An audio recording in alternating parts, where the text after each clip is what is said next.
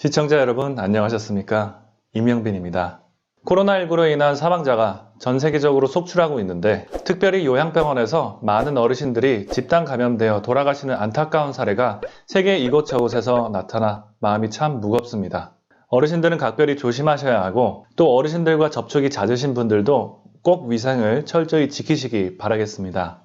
그래서 오늘은 노년내과 전문의로서 이런 어르신들에게 꼭 필요한 코로나19 백신을 준비하는 법 3가지 함께 알아보겠습니다. 오늘 보여드릴 연구 자료들은 어르신들을 위한 것이지만 젊으신 분들에게 적용하셔도 도움이 되실 것입니다. 현재 코로나19 백신을 개발하려고 많은 기업들이 온 힘을 다하고 있다는 소식 들으셨으리라 생각이 듭니다. 하지만 백신만 맞으면 면역이 생긴다는 이론에는 문제가 있는데요. 이런 최신 의학 기술로 개발하고 있는 백신 쪽의 문제가 아니라 백신을 받는 쪽, 즉 환자 쪽에 대한 문제점을 다루고자 합니다. 바이러스를 직접 죽이는 치료제와는 다르게 백신을 받는 사람의 몸에 있는 자원을 많이 이용하시는 거 다들 아시죠? 예를 들어서 백신은 우리 면역 시스템이 바이러스와의 예비 훈련을 하도록 해서 정작 코로나19 같은 바이러스가 침투하면 서둘러 반격할 수 있도록 항체를 만들어주는 역할을 합니다. 하지만 이런 면역력이란 군대가 나이가 들면 어떻게 변할까요? 또한 코로나 바이러스 때문에 가장 많은 사망자가 나타나는 연령대는 어디죠? 네, 전 세계적으로 65세 이상 어르신들이 가장 사망률이 많지만 어르신들은 면역력이 낮으시기 때문에 아무리 백신을 받아도 그 백신의 효과가 그렇게 좋지 않을 수도 있습니다. 이렇게 노화 때문에 면역 기능이 감소되는 것을 일컬어 노인과에서는 immunosenescence, 즉 한국말로는 면역 노화라고 합니다.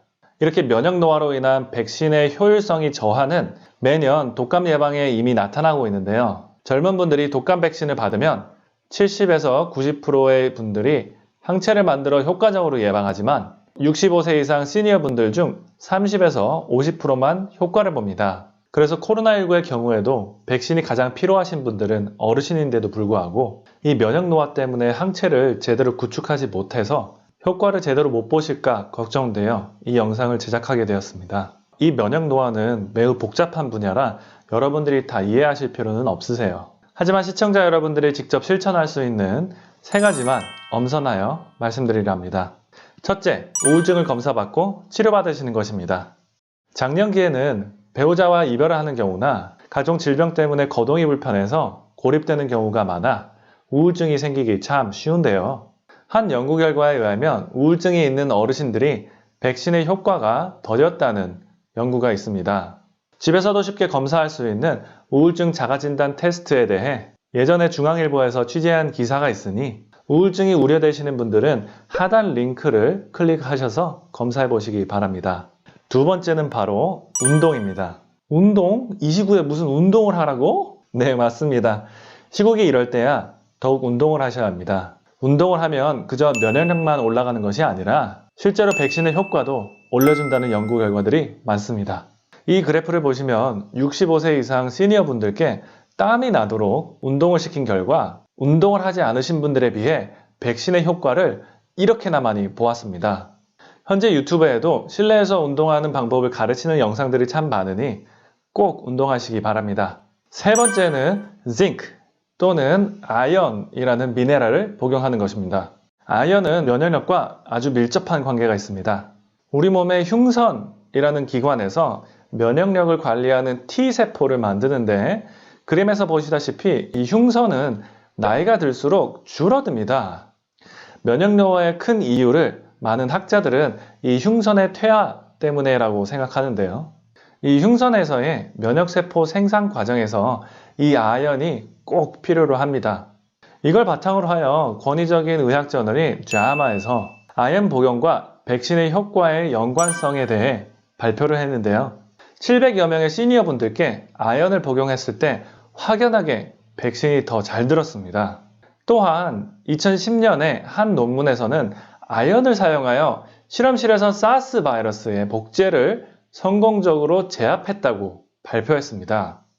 아연을 이런 논문에서는 25ml에서 100ml까지 사용하여 좋은 효과를 보았는데요. 여러분들이 현재 복용하시는 종합 비타민에서 아연이 첨가되어 있는지를 확인하시고 100mg이 넘지 않도록만 조심하시면 됩니다. 아연은 또 전 영상에서 말씀드린 비타민 D와 연관성이 깊으니 비타민 D도 꼭 챙겨 드시고요. 여기서 잠깐, 지금 제가 말씀드린 이 세 가지로만 면역 노화를 완전히 정복했다 라고 생각하시는 분들은 없으시겠죠? 이것들 외에도 저희 의료진들이 해야 할 몫이 있습니다.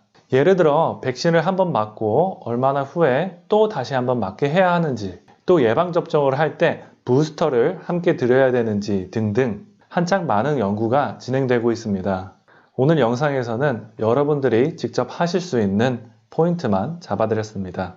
앞으로 코로나19 백신이 나올 때까지 우울증 치료 받으시고 운동하시고 아연과 비타민 D 꼭 챙겨 드셔서 백신이 나왔을 때 여러분 모두 효과 100%다 받으시길 바라겠습니다. 혹시 다른 궁금한 점 있으시면 댓글로 달아주시고요. 이 영상이 도움이 되셨다면 구독과 알람 설정을 하시면 저에게 큰 도움이 됩니다. 다음에도 더 재밌고 유익한 영상으로 찾아뵙겠습니다. 감사합니다.